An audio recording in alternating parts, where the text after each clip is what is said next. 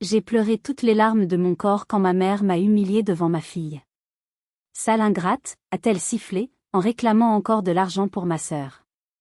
Le cri terrifié de ma fille a percé mon âme alors que mon père maître plaquait contre le mur. 30 ans d'abus se sont cristallisés en ce moment. Il ne savait pas ce que j'avais fait en secret à 3 mois. Le pouvoir change de main sans préavis. Les larmes ne coulaient pas simplement sur mes joues, elles brûlaient ma peau comme de l'acide. C'était un mardi soir pluvieux à Nantes, le genre de soirée où l'on ne souhaite qu'une chose, la chaleur d'un foyer paisible. Mais dans mon salon, l'air était devenu irrespirable, chargé d'une électricité statique violente qui annonçait l'orage. Ma mère, Colette, se tenait devant moi, le visage déformé par une grimace de dégoût que je ne connaissais que trop bien. Sa main, ornée de cette chevalière en or massif qu'elle portait comme un poing américain, fendit l'air. Elle ne m'a pas frappé physiquement cette fois, non. Elle a fait pire.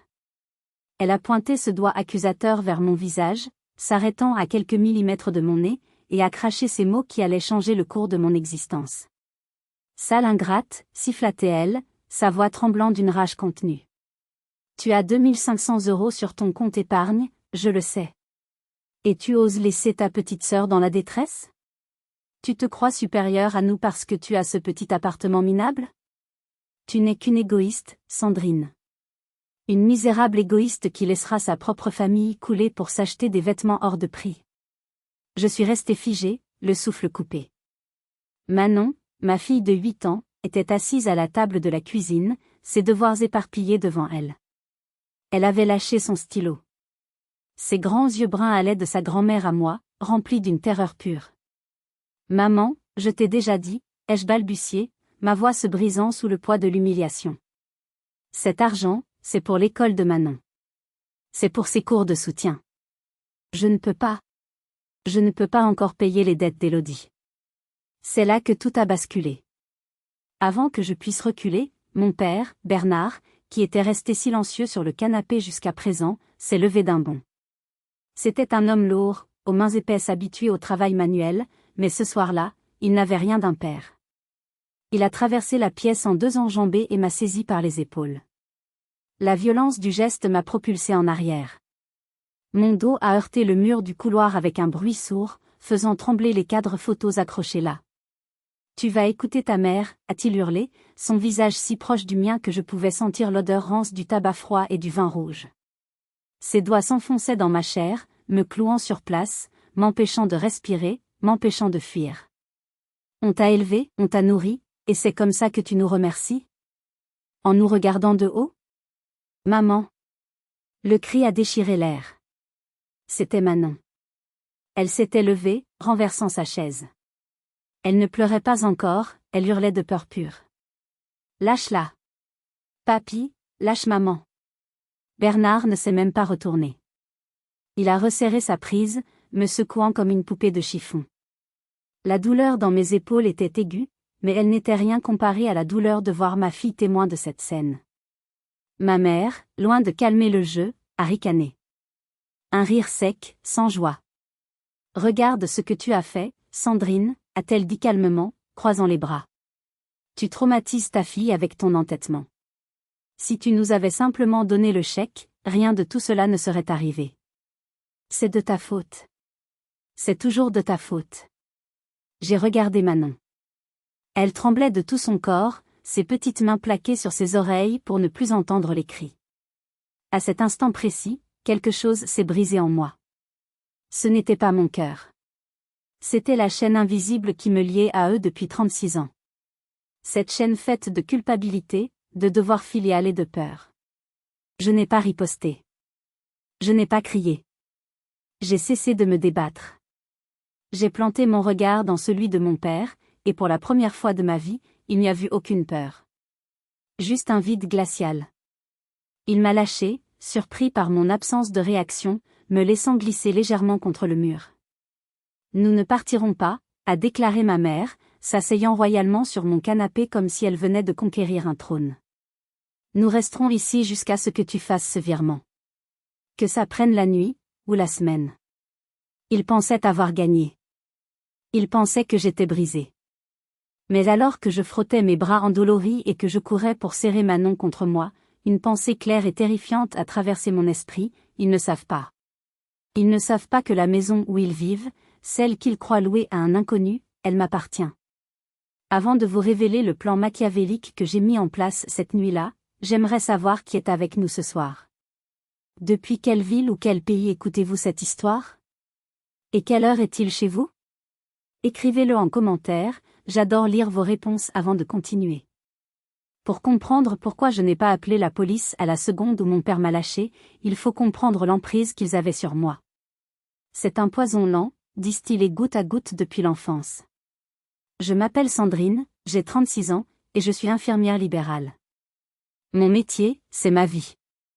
Je passe mes journées sur les routes de Nantes, à monter et descendre des escaliers d'immeubles sans ascenseur, à soigner des escarres, à faire des toilettes, à tenir la main de patients en fin de vie.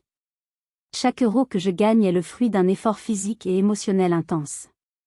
Je me lève à 5 heures du matin, je rentre souvent après 20 heures. Mes mains sont gercées par le gel hydroalcoolique, mon dos me fait souffrir, mais je suis fière. Je suis fière d'offrir à Manon une vie stable, loin de la précarité dans laquelle j'ai grandi. Et puis, il y a Élodie. Ma sœur. Élodie a 30 ans. Elle est belle, c'est indéniable. Elle a hérité des traits fins de ma mère, de cette aisance sociale qui me fait défaut. Mais Élodie n'a jamais travaillé plus de 3 mois d'affilée. Elle se définit comme créatrice de contenu sur Instagram.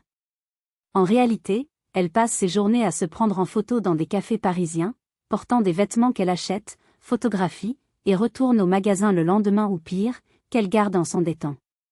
Depuis 10 ans, je suis la banque de la famille. Sandrine, ta sœur a un problème de loyer à Paris, aide-la, c'est provisoire. Sandrine, Élodie a besoin d'un nouvel ordinateur pour sa carrière, c'est un investissement. Sandrine, ne sois pas radine, tu gagnes bien ta vie avec tes vieux malades.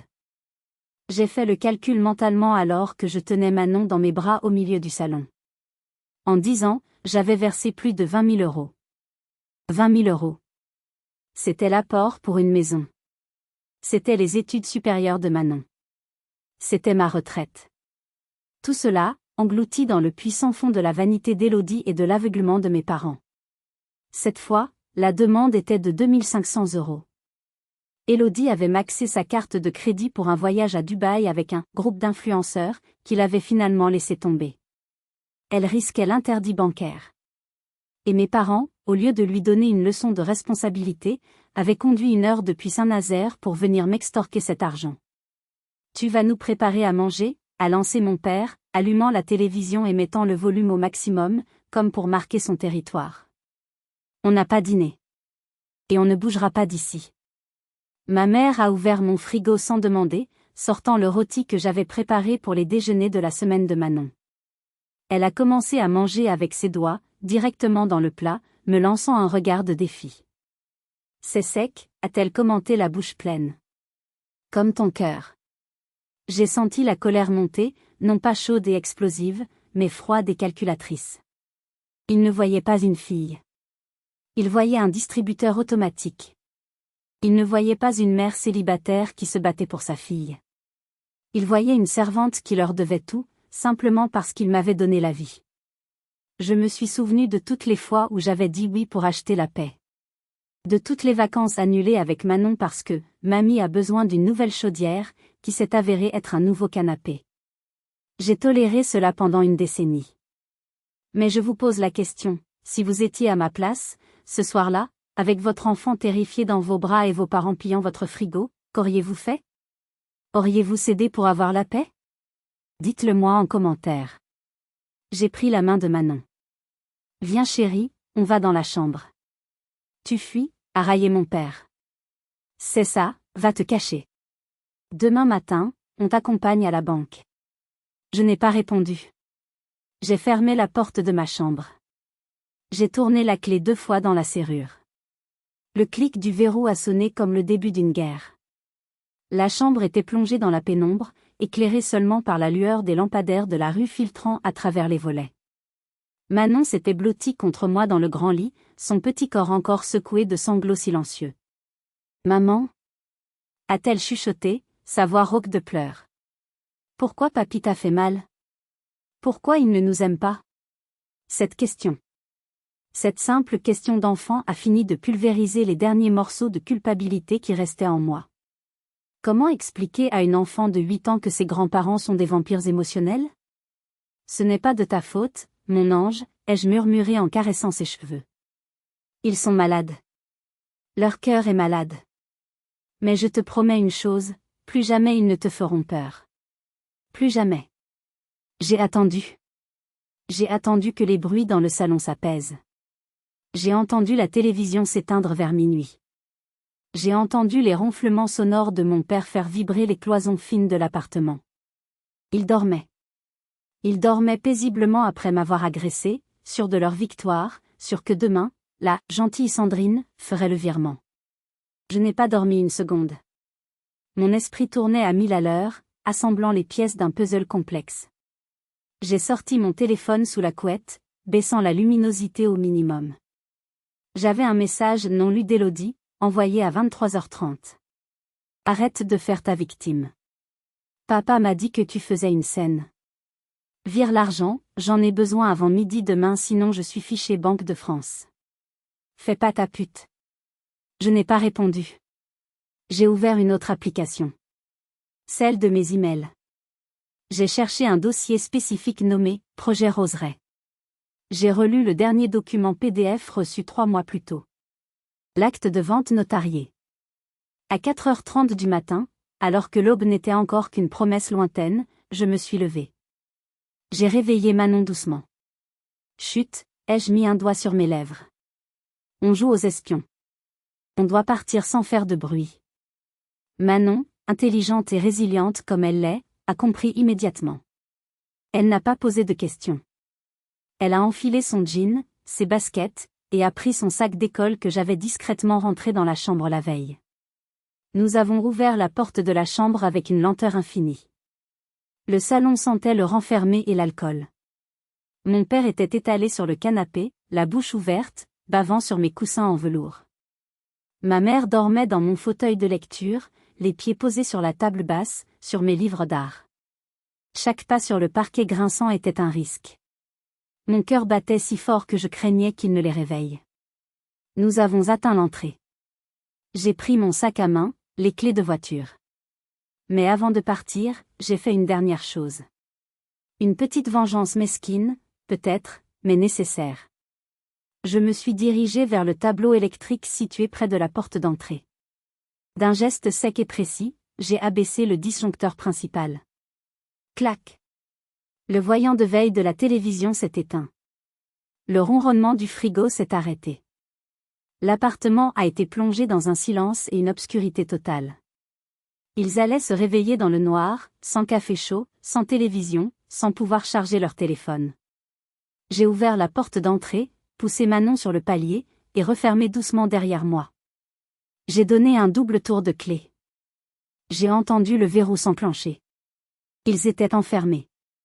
Certes, on peut ouvrir de l'intérieur sans clé, mais ils allaient paniquer. Une fois dans la voiture, alors que nous roulions dans les rues désertes de Nantes sous une pluie fine, j'ai regardé le rétroviseur. Mon immeuble s'éloignait. « On va où maman ?» a demandé Manon. « À l'école ?»« D'abord, on va voir le docteur » ai-je dit, ma voix calme, tranchante comme de l'acier. « Et ensuite, on va voir la police. » Ce que mes parents ignoraient, alors qu'ils dormaient dans mon appartement sans électricité, c'est que leur expulsion avait déjà commencé dans ma tête. Et elle allait être impitoyable.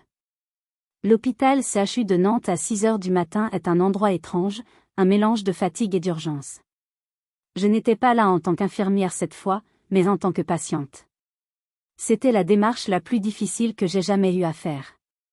Admettre qu'on est victime de sa propre famille, c'est briser un tabou. C'est admettre que les gens qui sont censés vous aimer le plus sont ceux qui vous détruisent. Le médecin urgentiste, un homme jeune aux yeux cernés, m'a examiné. J'ai dû baisser ma chemise pour lui montrer mon épaule.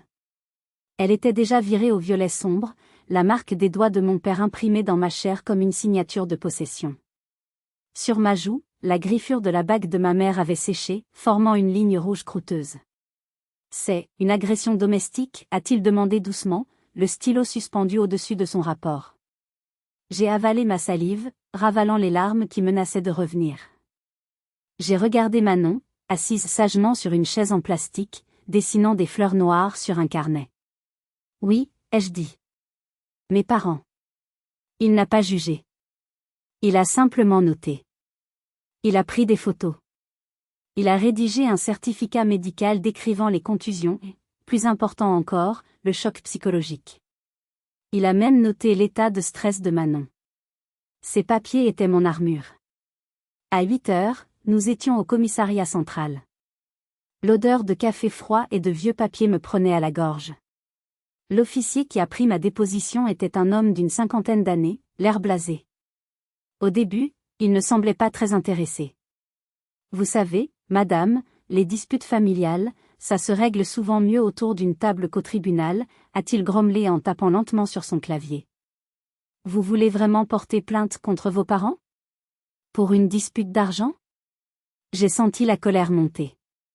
Il ne comprenait pas. Il pensait que c'était une simple querelle. Ce n'est pas une dispute, monsieur, ai-je dit fermement. C'est une extorsion. Une violation de domicile. Et des violences physiques. Il a soupiré, sceptique. C'est votre parole contre la leur. C'est là que j'ai sorti mon téléphone. La veille, alors que ma mère commençait sa tirade, j'avais eu le réflexe, presque inconscient, d'activer l'enregistreur vocal dans ma poche. Écoutez ça. J'ai posé le téléphone sur le bureau et appuyé sur lecture. La voix stridente de Colette a rempli le petit bureau vitré. Sale ingrate. Tu n'es qu'une égoïste. Je regrette de t'avoir mise au monde. Si tu ne donnes pas l'argent, on ne partira jamais, on te pourrira la vie jusqu'à ce que tu cèdes. Puis le bruit sourd. Le cri de Manon. Lâche-la. Papy. Le visage de l'officier a changé. Il a cessé de taper.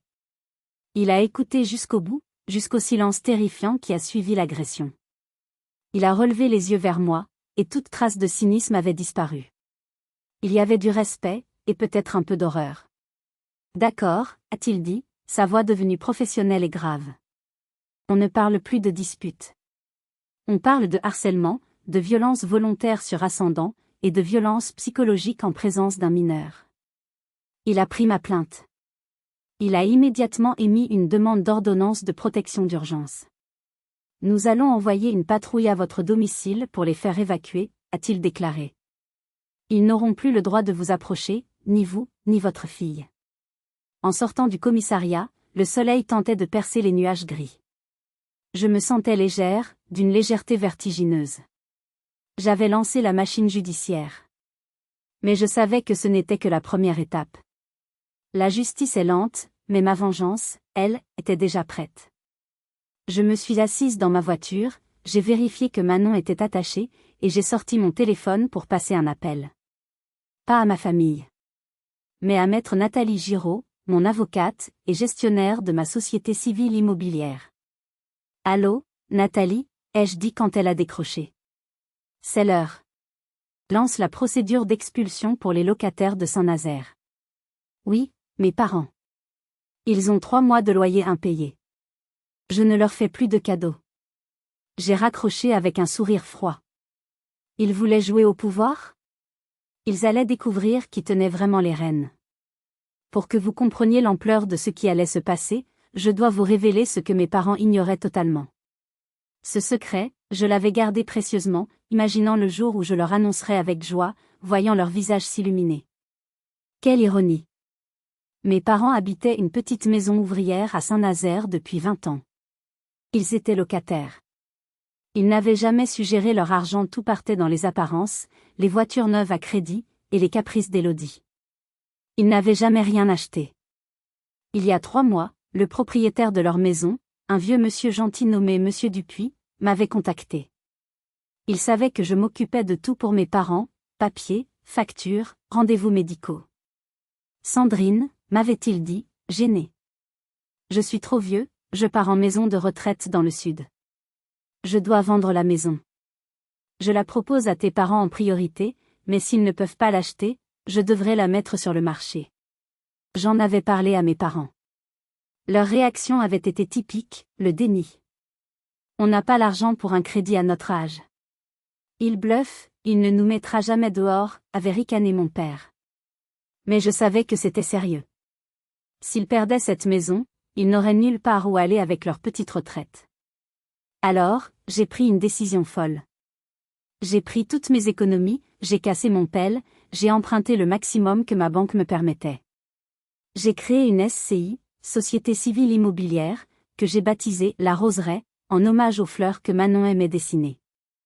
J'ai acheté la maison. Moi. Sandrine. L'infirmière ingrate. J'étais officiellement leur propriétaire depuis 90 jours. Mon plan initial était magnifique. Pour leur anniversaire de mariage qui arrivait le mois suivant, je voulais leur offrir un bail à vie, gratuit. Je voulais leur dire, vous n'avez plus à vous inquiéter, cette maison est la vôtre tant que je suis en vie. Je voulais voir, pour une fois, de la fierté dans leurs yeux. Mais depuis le rachat, comme la gestion passait par une agence immobilière pour garder la surprise, mes parents avaient tout simplement arrêté de payer le loyer. Le vieux Dupuis est parti, le nouveau proprio est une société sans visage, ils ne vérifieront pas tout de suite, m'avait dit ma mère au téléphone un mois plus tôt. On garde l'argent du loyer pour aider Élodie à s'installer à Paris. J'avais serré les dents, payant moi-même les mensualités de mon crédit alors qu'ils vivaient gratuitement chez moi, dans ma maison. J'avais toléré ça, parce que je voulais leur faire la surprise. Mais ce matin-là, assise dans ma voiture devant l'école de Manon, l'image de mon père me plaquant au mur a effacé toute trace de bonté en moi. J'ai réalisé que si je leur offrais cette sécurité, ils continueraient à m'écraser. Ils continueraient à utiliser l'argent qu'ils économisaient sur le loyer pour financer la vie de débauche d'Élodie, pendant que moi je trimais. J'ai rappelé l'agence immobilière. Madame Leblanc ? C'est Sandrine, la gérante de la SCI La Roseraie. Oui. Concernant les locataires du 12 rue des Mimosas. Oui, monsieur et madame Bernard. Non, nous ne ferons pas de geste commercial. Ils ont 3 mois d'arriéré. Envoyez l'huissier. Je veux une procédure d'expulsion immédiate pour non-paiement, ajouter, dégradation, au dossier. Je sais qu'ils fument à l'intérieur malgré l'interdiction. J'ai raccroché. Mes mains ne tremblaient plus. À 10h du matin, mon téléphone a vibré. C'était une notification de ma caméra de surveillance connectée, installée dans mon salon à Nantes. J'ai ouvert l'application. Sur l'écran, en noir et blanc, j'ai vu mes parents. Ils étaient réveillés. Ils erraient dans le salon sombre, j'avais coupé l'électricité, souvenez-vous. Mon père essayait d'allumer la télé en tapant sur la télécommande. Ma mère tenait son téléphone à l'oreille, gesticulant furieusement. Puis, la sonnette a retenti. Sur l'écran, j'ai vu 2 policiers en uniforme entrer dans le champ de la caméra du couloir. Ma mère a ouvert la porte, prête à hurler sur un voisin. Je n'ai pas entendu le son, mais j'ai vu son visage se décomposer. Les policiers ne souriaient pas. Ils lui ont tendu un papier. L'ordonnance de protection. Il leur intimait l'ordre de quitter les lieux immédiatement. C'était le début de la fin pour eux. Mais je ne savais pas encore que ma sœur Élodie, tel un serpent acculé, allait tenter une dernière attaque venimeuse qui allait faillir me coûter mon emploi. J'avais sous-estimé la capacité de nuisance d'une personne narcissique qui se sent menacée. Vers midi, alors que je déjeunais d'un sandwich insipide dans ma voiture entre 2 patients, mon téléphone a explosé de notifications. Facebook, Messenger, WhatsApp. C'était Élodie. N'ayant pas réussi à joindre mes parents, qui étaient en train d'être escortés hors de chez moi par la police, et voyant que je l'avais bloquée, elle avait sorti l'artillerie lourde. Elle avait lancé un « live » sur Facebook et Instagram, son terrain de jeu favori. Une amie m'a envoyé le lien. J'ai cliqué, le cœur battant la chamade. Élodie apparaissait à l'écran, sans filtre pour une fois, les yeux rougis, probablement grâce à du maquillage, je la connais. Les amis, je suis dévastée, sanglotait-elle face caméra. Ma propre sœur. Sandrine. Elle a pété les plombs. Elle a mis nos parents âgés et malades à la porte ce matin. Elle a coupé l'électricité en plein hiver. Ils sont dans la rue, ils n'ont nulle part où aller. Elle les bête, elle leur vole leur argent. Je ne sais plus quoi faire. Aidez-nous. Partagez ce live pour dénoncer cette maltraitance envers les personnes âgées. Les commentaires défilaient à une vitesse folle. Quelle honte! On va retrouver cette Sandrine et lui faire la peau. C'est une infirmière? Elle ne devrait pas avoir le droit d'exercer. Le sang s'est glacé dans mes veines. Elle ne se contentait pas de mentir. Elle attaquait ma réputation professionnelle. Si l'ordre des infirmiers voyait ça, si mes patients voyaient ça, je pouvais tout perdre. Et elle ne s'est pas arrêtée là. À 14 heures, mon téléphone professionnel a sonné. C'était la coordinatrice de mon cabinet de soins infirmiers. Sandrine? Sa voix était tendue. On reçoit des appels bizarres. Des gens qui disent avoir vu une vidéo. Et, quelqu'un a appelé l'ordre pour signaler une suspicion de maltraitance sur tes patients âgés. C'est ta sœur qui a appelé. Elle dit que tu voles les médicaments des vieux. J'ai dû m'arrêter sur le bas-côté. J'avais envie de vomir. Élodie savait exactement où frapper. Elle savait que mon intégrité était tout pour moi. Elle était prête à détruire ma carrière, mon seul moyen de subsistance, simplement parce que je n'avais pas payé ses vacances. C'était une déclaration de guerre totale. J'ai pris une grande inspiration. J'ai pensé à Manon. J'ai pensé à mon père me plaquant au mur. J'ai pensé à la maison que j'avais achetée pour eux. La Sandrine d'hier aurait paniqué. Elle aurait appelé Élodie en pleurant, aurait supplié, aurait peut-être même payé pour que ça s'arrête. Mais la Sandrine d'aujourd'hui était morte la veille au soir, tuée par le mot « ingrate ». J'ai dit à ma collègue, ne t'inquiète pas. C'est de la diffamation pure. J'ai les preuves. J'arrive au cabinet avec mon avocate et le rapport de police de ce matin prouvant que je suis la victime. Je n'ai pas répondu sur les réseaux sociaux. Pas encore. J'ai laissé Élodie s'enfoncer. J'ai laissé ses mensonges s'accumuler. Plus elle parlait, plus elle creusait sa tombe juridique. J'ai fait une capture d'écran de chaque commentaire, de chaque menace. J'ai enregistré sa vidéo. Puis, j'ai envoyé un message à Maître Giraud, ajouté une plainte pour diffamation publique et dénonciation calomnieuse contre Élodie. Et pour mes parents, accélérer l'expulsion. Je veux qu'ils trouvent la surprise en rentrant chez eux. Mes parents étaient en route pour Saint-Nazaire, chassés de chez moi, furieux, pensant rentrer dans leur cocon douillet pour comploter avec Élodie. Ils ne se doutaient pas que sur la porte de leur maison, un papier bleu les attendait. Un papier qui allait transformer leur colère en terreur pure. Pendant que je gérais la tempête médiatique déclenchée par ma sœur, mes parents vivaient leur propre descente aux enfers, mais je ne l'ai appris que plus tard, grâce au rapport de l'huissier. Imaginez la scène. Après avoir été escortés hors de mon immeuble par la police comme des malpropres, Bernard et Colette ont dû reprendre leur vieille voiture pour faire le trajet inverse vers Saint-Nazaire. 1 heure de route dans un silence de mort, ruminant leur colère, préparant probablement les punitions qu'ils allaient m'infliger une fois le malentendu dissipé. Ils étaient persuadés que ce n'était qu'une crise passagère de ma part. Ils sont arrivés devant leur maison ou plutôt, ma maison en début d'après-midi. Ils s'attendaient à retrouver leur confort, leur vieux canapé, leur routine. Mais ce qu'ils ont trouvé collé sur la porte d'entrée en chaîne a glacé le sang dans leurs veines. Un avis de passage d'huissier. Et scotché juste à côté, une enveloppe épaisse portant le logo de la SCI La Rose. D'après ce que ma voisine curieuse m'a raconté plus tard, ma mère a arraché l'enveloppe avec fureur, ses mains tremblant de rage. Elle a dû penser que c'était une publicité ou une erreur. Elle a déchiré le papier.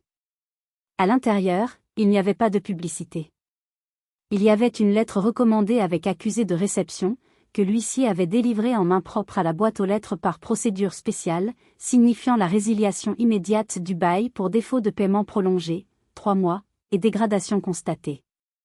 La lettre stipulait en gras, sommation de quitter les lieux sous 30 jours. Mais le coup de grâce n'était pas là. Le coup de grâce, c'était la 2e feuille. Une copie de l'ordonnance de protection que j'avais obtenue le matin même. En France, la loi est stricte. Si une ordonnance de protection est émise pour violence, le juge peut interdire aux auteurs des violences de s'approcher du domicile de la victime, mais aussi de tout lieu appartenant à la victime si cela est spécifié pour éviter les représailles économiques. Mes parents se tenaient sur le perron, sous la bruine, réalisant soudain que le sol se dérobait sous leurs pieds. Ils ont essayé d'entrer. La clé a tourné dans la serrure. La porte s'est ouverte. Mais l'ambiance à l'intérieur avait changé. Ce n'était plus chez eux. Chaque meuble, chaque bibelot semblait désormais leur crier qu'ils étaient en sursis. Ils ont immédiatement essayé d'appeler l'agence immobilière pour hurler au scandale.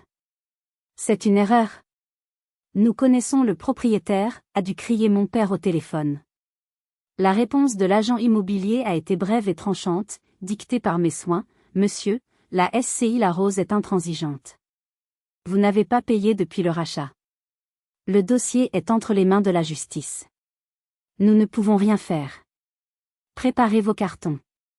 Ils étaient piégés. D'un côté, une fille qu'il venait d'agresser et qui avait la police de son côté. De l'autre, un propriétaire mystérieux qui les mettait à la porte. Ils ne faisaient pas encore le lien. Pour eux, c'était une coïncidence cosmique, une malédiction qui s'abattait sur eux le même jour. Ils ne pouvaient pas imaginer une seconde que la petite Sandrine, l'infirmière docile, était l'architecte de leur ruine. C'est alors que ma mère a fait la seule chose qu'elle savait faire quand elle perdait le contrôle, elle a essayé de me manipuler. Il était 19 heures. J'étais rentrée chez moi, dans mon appartement vide et silencieux. J'avais remis l'électricité. Manon jouait tranquillement dans sa chambre, dessinant une maison avec un grand soleil. L'ambiance était apaisée, mais mon téléphone posé sur la table basse ressemblait à une bombe à retardement. Il a sonné. Un numéro masqué. Je savais que c'était eux. J'ai hésité. Mon avocate m'avait dit, vous n'êtes pas obligé de répondre. Mais j'avais besoin d'entendre. J'avais besoin de mesurer l'effet de ma stratégie. J'ai décroché, sans dire un mot. J'ai juste écouté. Sandrine ? C'était la voix de ma mère. Mais elle n'avait plus rien de la harpie de la veille. Sa voix était petite, tremblante, presque enfantine. C'était sa voix de « victime », celle qu'elle utilisait pour obtenir des rabais au marché ou pour me faire culpabiliser quand je ne venais pas le dimanche. Sandrine, ma chérie. C'est maman. S'il te plaît, ne raccroche pas. Je n'ai rien dit. J'ai appuyé sur le bouton « Enregistrer ». On a reçu un courrier terrible, Sandrine. Le propriétaire, il veut nous mettre dehors. On n'a nulle part où aller. Ton père fait de l'hypertension, il est tout rouge, j'ai peur qu'il fasse un infarctus. Elle a fait une pause, attendant que je m'affole, que je dise « Oh mon Dieu, j'arrive, je vais vous aider ». C'est ce que l'ancienne Sandrine aurait fait. Mais j'ai regardé les marques bleues sur mon bras. Et alors, ai-je répondu? 2 mots. Froid. Sec. Il y a eu un silence stupéfait à l'autre bout du fil. Comment ça, et alors?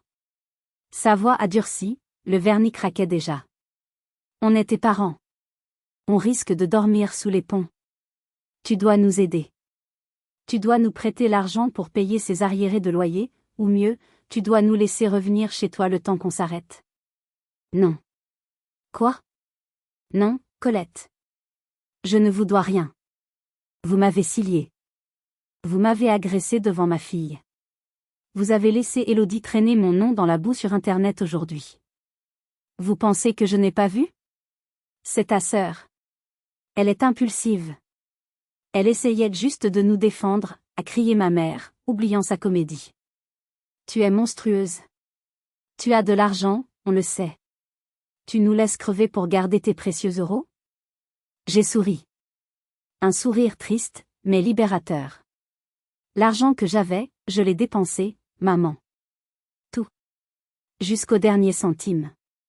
Menteuse. Dépensé dans quoi? Des fringues? Des voyages? J'ai failli le dire. J'ai failli dire, dans votre maison. Mais je me suis retenue. La révélation devait être physique, pas téléphonique. Je voulais voir leur visage. Dans ma liberté, ai-je répondu. Débrouillez-vous avec votre propriétaire. Il paraît qu'il est intransigeant. J'ai raccroché. Puis j'ai bloqué le numéro. Ce soir-là, pour la première fois depuis des années, j'ai dormi d'une traite, sans cauchemar. Eux, par contre, ont dû passer la nuit à faire les 100 pas dans une maison qui ne leur appartenait plus, terrifiés par chaque bruit, se demandant comment le destin avait pu se retourner si violemment contre eux. Mais le pire restait à venir pour la complice de toujours, ma chère sœur Élodie. Le lendemain matin, la guerre numérique a atteint son paroxysme. Élodie, voyant que ses larmes de crocodile sur Facebook n'avaient pas suffi à me faire plier, a décidé de passer à l'étape supérieure. Elle a organisé une « cagnotte solidaire » en ligne intitulée « Et dont mes parents âgés jetés à la rue par leur fille indigne ». Elle a partagé le lien partout, taguant mes employeurs potentiels, les associations de quartier, et même le maire de Nantes. C'était l'erreur fatale. En voulant rendre l'affaire publique, elle m'a donné le droit de me défendre publiquement. Jusqu'ici, j'étais restée silencieuse pour protéger la vie privée de la famille. Mais elle l'avait exposée aux yeux de tous. J'ai pris une heure de pause déjeuner. Je me suis assise avec mon avocate, et nous avons rédigé un post unique. Pas d'émotion, pas d'insultes. Juste des faits. J'ai publié sur mon profil, en mode public. Suite aux accusations graves et mensongères portées contre moi par Madame Élodie B, je me vois contrainte de rétablir la vérité, preuve à l'appui, avant de laisser la justice suivre son cours pour diffamation. En dessous, j'ai posté 3 images. Le certificat médical flouté mais lisible, datant du lendemain de l'agression, attestant des hématomes causés par mon père et du choc psychologique de ma fille de 8 ans. Un tableau Excel récapitulatif, anonymisé, des virements bancaires effectués vers le compte d'Élodie et de mes parents ces 10 dernières années. Total, 23 450 €. Avec les motifs, loyer Élodie, crédit voiture papa, vacances maman. Une capture d'écran du compte Instagram d'Élodie datant de la veille de l'agression, la montrant en train de boire du champagne dans un bar de luxe avec la légende « La vie est belle quand on ne compte pas », alors qu'elle prétendait que nos parents mouraient de faim. L'effet a été immédiat et dévastateur. Internet est un tribunal impitoyable, et le vent tourne vite. En moins de 2 heures, les commentaires sous la vidéo d'Élodie ont changé de ton. Attends, tu nous demandes de l'argent alors que ta sœur t'a donné 20 cabales ? C'est toi qui arnaques tes parents, pas elle. Honte à toi de manipuler des gens pour payer ton luxe. La cagnotte a été signalée pour fraude et fermée par la plateforme. Mais le coup de grâce est venu du monde réel. Élodie, qui se vantait d'avoir décroché un petit partenariat avec une boutique de vêtements locale à Nantes, a reçu un appel public de la marque « Nous ne nous associons pas aux harceleurs familiaux ». Le contrat est rompu. Vers 16 heures, j'ai reçu un dernier message d'Élodie. Pas sur Facebook, mais par SMS, depuis le téléphone d'un ami car je l'avais bloqué partout. T'es contente ? Tu as tout gâché. Je te hais. Papa et maman avaient raison, t'es qu'une sorcière. J'ai souri en lisant le message. Elle ne comprenait toujours pas. Je n'avais rien gâché. J'avais simplement allumé la lumière, et les cafards s'étaient mis à courir. Il ne restait plus qu'une étape. La dernière. La confrontation finale. Les 30 jours du préavis d'expulsion touchaient à leur fin. Le mois qui a suivi a été le plus long de ma vie, mais aussi le plus calme. Mes parents, acculés, n'ont pas osé venir me voir, bloqués par l'ordonnance de protection et la peur de la police. Ils sont restés dans la maison de Saint-Nazaire, ignorant les cartons, espérant un miracle. Ils pensaient peut-être que la SCI La Rose oublierait. Ou que la trêve hivernale, qui n'avait pas encore commencé, les sauverait. Mais le jour J est arrivé. C'était un matin clair et froid. J'ai pris ma voiture, accompagnée de maître Giraud et de l'huissier de justice mandaté pour l'exécution. J'avais aussi demandé, et payé, la présence de 2 serruriers et d'une équipe de déménagement pour vider les lieux immédiatement. La loi m'autorisait à reprendre possession de mon bien. Nous sommes arrivés dans la rue des Mimosas à 9 heures pile. La voiture de mon père était là, garée sur la pelouse qu'il n'avait pas tondue depuis des semaines. Les volets étaient fermés. Une forteresse de déni. L'huissier a sonné. 1 fois. 2 fois. Police. Ouvrez, a crié l'officier qui nous accompagnait pour assurer la sécurité. La porte s'est entr'ouverte. Mon père est apparu, mal rasé, portant le même pantalon de survêtement qu'il portait le soir de l'agression. Il avait vieilli de 10 ans en un mois. Derrière lui, ma mère, les cheveux en bataille, le visage bouffi. « Qu'est-ce que vous voulez » a aboyé mon père. « On ne partira pas. On a des droits. On attend que le juge statue. »« Le délai est expiré, monsieur, » a dit l'huissier calmement. « L'expulsion est exécutoire. » C'est à ce moment que je suis sorti de la voiture de l'avocate. J'avais attendu, derrière les vitres teintées. J'ai marché lentement vers le portail. Je portais mon uniforme d'infirmière, propre, blanc, impeccable. Je voulais qu'il voie celle qu'il méprisait, celle qui nettoyait les vieux. Quand ma mère m'a vu, ses yeux se sont écarquillés. « Sandrine » a-t-elle croassé. « Tu es venue nous aider ? Tu as payé le propriétaire ? Oh, Dieu merci. Bernard, laisse-la entrer, elle a payé. » Elle a couru vers moi, les bras ouverts, oubliant toutes les insultes, oubliant l'agression, prête à jouer la comédie des retrouvailles heureuses parce qu'elle pensait que j'étais son sauveur. Je suis resté de marbre, les mains dans les poches. Je ne l'ai pas laissé me toucher. « Recule, Colette » ai-je dit. L'officier de police s'est interposé. « Mais... Sandrine, dis-leur. Dis-leur que tu te portes garante » a supplié mon père. J'ai regardé l'huissier et j'ai hoché la tête. « Je ne suis pas garante » ai-je dit, ma voix portant clairement dans l'air matinal, assez fort pour que les voisins sortis sur leur balcon entendent. Je suis la propriétaire. Le temps s'est arrêté. J'ai vu l'information pénétrer leur cerveau lentement, douloureusement. « Quoi » a murmuré ma mère. « La SCI La Rose » ai-je continué, sortant l'acte de propriété de mon sac. « C'est moi. J'ai acheté cette maison il y a 3 mois. Avec l'argent que vous pensiez que je cachais. Avec l'argent que vous vouliez pour Élodie. Je l'ai acheté pour que vous ayez un toit jusqu'à la fin de vos jours. C'était mon cadeau surprise. » Ils sont devenus blancs comme des linges. La bouche de mon père s'est ouverte, mais aucun son n'est sorti. « Mais, » ai-je repris, plus durement. « Vous avez choisi de m'humilier. Vous avez choisi de me traiter d'ingrate. Vous avez choisi de lever la main sur moi devant ma fille. Alors, j'ai changé d'avis. Je ne suis plus votre fille. Je suis votre propriétaire. Et vous êtes des locataires indésirables qui ne paient pas. Tu ne peux pas faire ça. » a balbutié ma mère, s'effondrant à genoux sur le gravier. « C'est notre maison. On t'a élevé. »« Non » ai-je coupé. « C'est ma maison.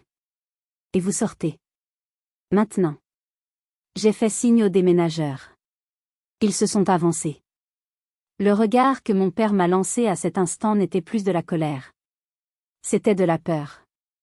Une peur primitive. Il réalisait qu'il avait perdu tout pouvoir. L'enfant qu'il avait brutalisé tenait son destin entre ses mains, et elle avait décidé de fermer le poing. L'heure qui a suivi a été un spectacle pathétique. Mes parents ont essayé de résister, s'accrochant au cadre de porte, mais la police a été ferme. Ils ont été sortis. Ils se sont retrouvés sur le trottoir, avec quelques valises remplies à la hâte, regardant les déménageurs changer les serrures de la maison où ils avaient vécu 20 ans. Leur dernière carte, c'était Élodie. J'étais toujours là, supervisant les opérations, quand j'ai vu ma mère composer frénétiquement le numéro de ma sœur. Elle avait mis le haut-parleur, ses mains tremblaient trop. « Élodie. Élodie, viens nous chercher. Sandrine, cette folle, elle nous a mis dehors. C'est elle la propriétaire. On est à la rue. » J'ai entendu la voix d'Élodie à travers le téléphone. Elle était froide, distante. « Maman, arrête de crier. Je ne peux pas venir. Mais on n'a nulle part où aller. On vient chez toi, à Paris. Prépare le canapé. » « Ça ne va pas être possible, » a répondu Élodie. « Mon copain ne veut pas. Et puis mon appart fait 30 mètres carrés. Je ne peux pas vous loger. Débrouillez-vous. Allez à l'hôtel. » « Mais on n'a pas d'argent. »« On t'a tout donné » a hurlé mon père, arrachant le téléphone des mains de ma mère. « Fallait pas » a lâché Élodie. « Écoute papa, j'ai mes propres problèmes à cause de vos histoires. On m'a viré de mon partenariat. Ne me rappelez pas tant que vous n'êtes pas calmé. » Clic. Elle avait raccroché. Le silence qui a suivi sur ce trottoir était assourdissant. Mes parents se sont regardés. Ils venaient de tout perdre. Leur maison. Leur fierté. Et leur fille préférée venait de leur montrer son vrai visage, celui d'un parasite qui abandonne son hôte quand il n'y a plus rien à prendre. Ils se sont tournés vers moi. J'étais leur dernier espoir. Je les ai vus ravaler leur orgueil, prêts à me supplier à nouveau. Je suis montée dans ma voiture. J'ai baissé la vitre. Il y a un foyer d'hébergement d'urgence à 10 km, ai-je dit. J'ai envoyé l'adresse par SMS à papa. C'est tout ce que je ferai. Sandrine? A pleuré ma mère. J'ai remonté la vitre. J'ai démarré. Dans mon rétroviseur, je les ai vus, deux silhouettes voûtées, assises sur leurs valises, seules au monde. Ils avaient semé le vent pendant 30 ans. Ils récoltaient la tempête. 6 mois ont passé depuis ce jour. J'ai vendu la maison de Saint-Nazaire. Je ne pouvais pas la garder, elle était trop chargée de mauvais souvenirs. Avec l'argent de la vente, j'avais fait une belle plus-value car l'immobilier a grimpé, j'ai soldé mon crédit et j'ai acheté une petite maison, une vraie, à la campagne, à 20 minutes de Nantes. C'est une maison ancienne avec des poutres apparentes, et surtout, un immense jardin. Aujourd'hui, c'est dimanche. Je suis assise sur ma terrasse, une tasse de café à la main. Manon court dans l'herbe avec notre nouveau chiot. Elle rit. C'est un rire clair, sans peur, sans retenue. Elle ne fait plus de cauchemars. Elle ne demande plus pourquoi papy et mamie ne l'aiment pas. Elle sait qu'elle est aimée par la personne qui compte le plus, moi. J'ai appris par une tante éloignée ce que sont devenus mes parents. Ils vivent dans un petit studio HLM humide en banlieue. Ils survivent avec leur petite retraite, aigris, seuls. Élodie ne les a jamais rappelés. Elle est partie dans le sud pour essayer de trouver une nouvelle famille à exploiter. Parfois, la nuit, je ressens encore une pointe de tristesse. Pas pour ce que j'ai fait, mais pour ce que nous n'avons jamais eu. J'aurais aimé avoir des parents aimants. J'aurais aimé une famille unie. Mais j'ai compris une leçon vitale, l'ADN ne fait pas la famille. L'amour, le respect et la bienveillance font la famille. Si le sang est toxique, il faut couper la circulation pour sauver le reste du corps. J'ai brisé le cycle. Manon grandira en sachant qu'on ne doit jamais laisser quiconque nous humilier, même si cette personne partage notre nom de famille. Manon grandira forte, indépendante, et surtout, libre. Je regarde ma fille cueillir une rose dans notre nouveau jardin. Elle me la porte en courant. C'est pour toi, maman. Parce que tu es la plus forte. Je prends la fleur. Elle a des épines, mais elle est magnifique. Comme la vie que nous avons construite sur les ruines de l'ancienne. C'est ici que s'achève mon histoire. Cela a été le voyage le plus douloureux et le plus libérateur de ma vie. Je sais que beaucoup d'entre vous vivent peut-être des situations similaires, coincés entre le devoir filial et la nécessité de se protéger. Si cette histoire vous a touché, ou si vous avez vous-même dû prendre des décisions difficiles pour vous protéger d'une famille toxique, je vous invite à laisser un « j'aime » sur cette vidéo. Abonnez-vous pour ne pas manquer d'autres histoires de résilience. Et surtout, partagez votre propre expérience dans les commentaires. Avez-vous déjà dû couper les ponts pour survivre? Votre témoignage peut aider quelqu'un d'autre à trouver le courage de dire « stop ». Prenez soin de vous, et n'oubliez jamais, vous méritez le respect. Toujours.